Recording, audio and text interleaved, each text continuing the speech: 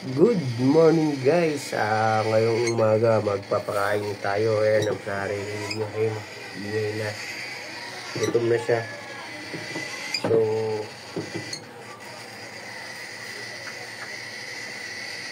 ito magtitimpla ulit tayo. Nakakita nyo, konti na lang. Paubos na itong ano natin. Sakto feeds yung pang ano natin para sa hand feed. Pero buti dumating na nung isang araw to, naka-order na tayo ng dalawa bagong ano ay nabang na natin. Tapos bali may libre siyang ganito na syringe kada isang pack na ganito. So dalawa yung ganito natin na libre. May extra tayong dalawa na medyo malaki. Yan. So, umaga pakainin muna natin at gutom na yung ating alaga.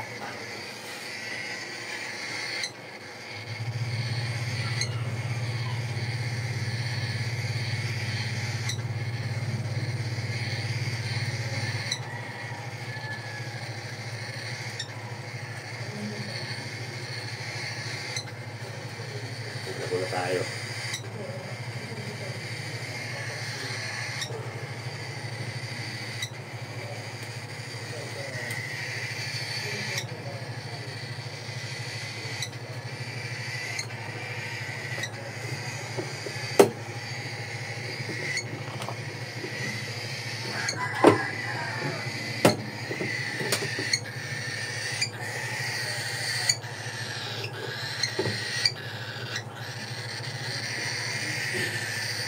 So, hindi ko na siya lalabas dito ano. Kaya ating pakai.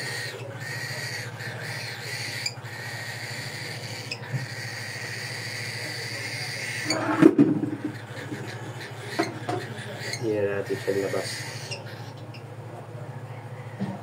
Para kasi pagka lilipad na baka mamaya dumaretso dun sa labas. So kaya dito sa may paakit na kagyan, i-open yun dun sa makagaretso ng lipad. Active yung mga pusa dun sa labas ngayon. So ayan.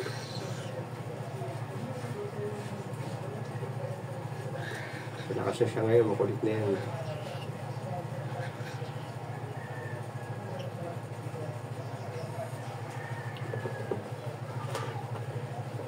Ano na siya ngayon, hindi katulad nung nahuli ko siya na lulugo ngayon. Pagka gutom na yan, makulit talaga.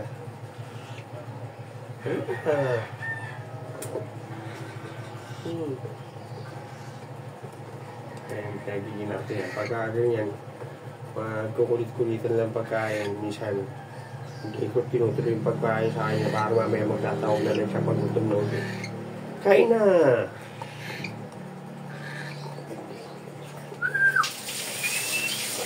Kain na. Kain na. Dali magagawin pa ako. Ayaw. Sige. Kamaya tayo kakain ulit. O, tama na yun. O nga. O, paalam ka na sa kanila. O, bye-bye. Ayun. Ayun. Tanyo. Lumipad. Kunti na lang. Ito lang. Ay ka na.